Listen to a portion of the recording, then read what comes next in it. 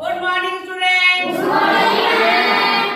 आज की क्लास की शुरुआत एक छोटी सी कहानी से। कहानी का नाम भाइयों का प्यार। भाइयों का प्यार समझ में आता है। दो भाई इसमें आपस में प्यार हो, नहीं लड़ाई झगड़ा ना करे, प्यार से रहे, लड़ाई झगड़े नहीं, है ना। कहानी शुरू होती है दो भाई से, ठीक है। एक का नाम है कार्तिक और एक का नाम है गणेश। शंकर जी के दो बच्चा बेटा है ना, कार्तिक जी और गणेश जी।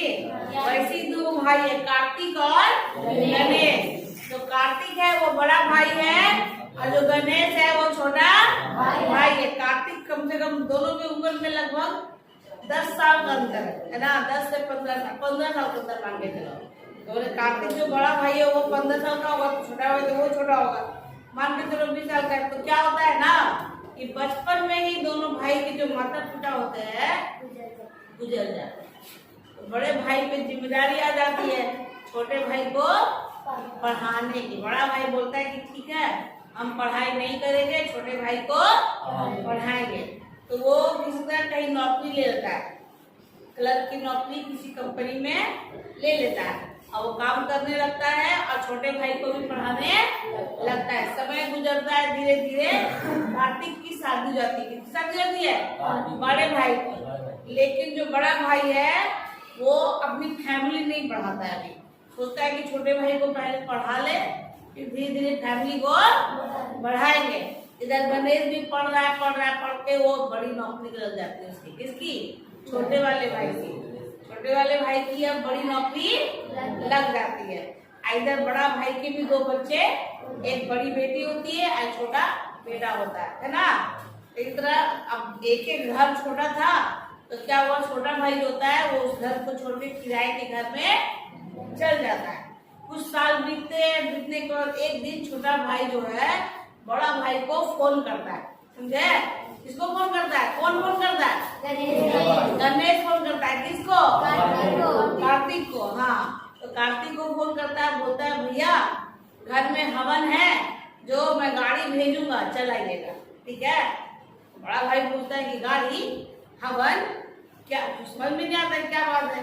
बोलता है हाँ भैया मैं घर लिया हूँ। क्या लिया हूँ? घर। तो उसको लगता है बड़े भाई को कि जो भाई है वो दूसरा रूम किराए पे ले रहा है।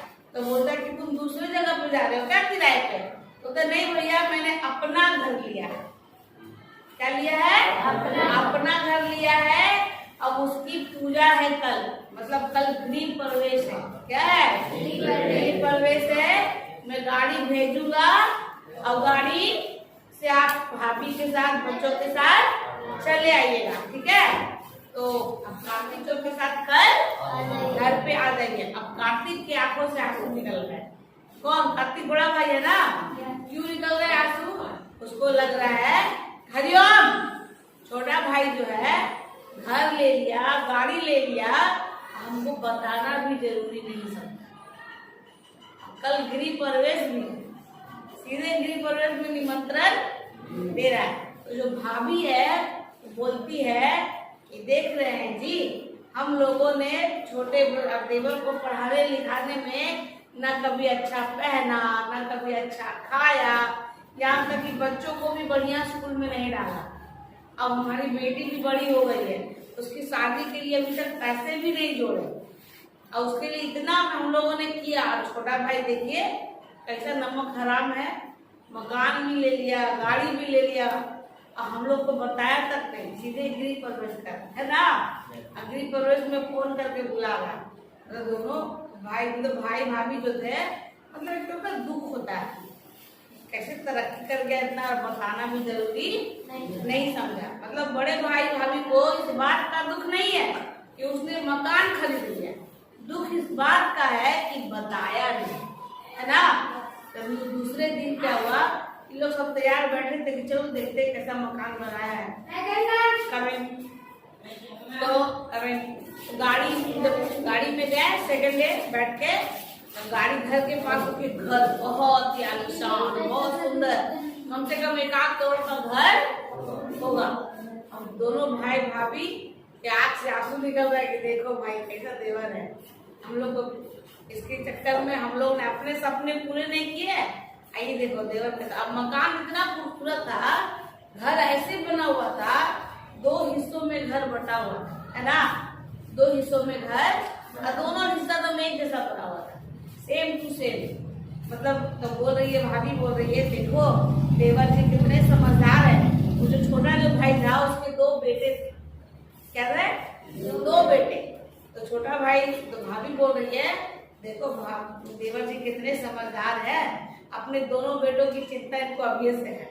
मकान भी बनाया है तो इस तरह से बनाया है कि कल बड़ा होगा दोनों बेटा तो दोनों में लड़ाई नहीं होगा, अपन अपन घर में दोनों रहेगा।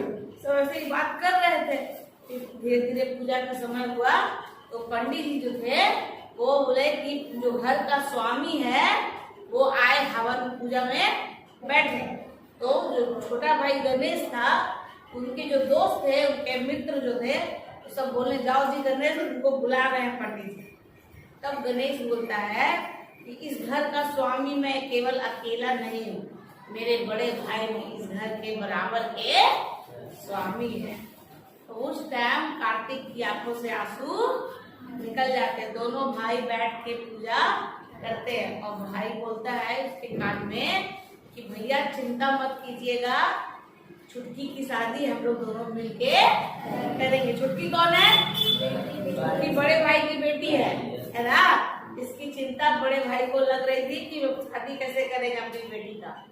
तो उस टाइम जो बड़ा भाई था वो बहुत ज्यादा रो रहा था। जब पूजा संपन्न हो गया, हवन हो गया, सारे मित्र लोग खा पी के जब चले गए, तब बड़ा भाई जो था छोटे भाई को गले लगा लेता है और बोलता है कि भाई मैं तुम्हारे बारे में बहुत गलत सोच रहा था, मुझे लगा कि तुमने मुझे धोखा दिया है, पर तुम तो बहुत अच्छे हो।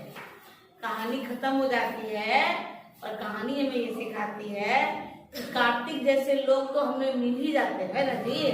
बड़े भाई जो अक्सर आपको ऐसे बड़े भाई मिल जाएंगे जो छोटे भाई की चिंता करते हैं, लेकिन गणेश जैसा छोटा भाई बहुत बिरले ही मिलते हैं जो अपने बड़े भाई के बारे में भी सोचे, उनके परिवार के बारे में सोचे। सही है ना?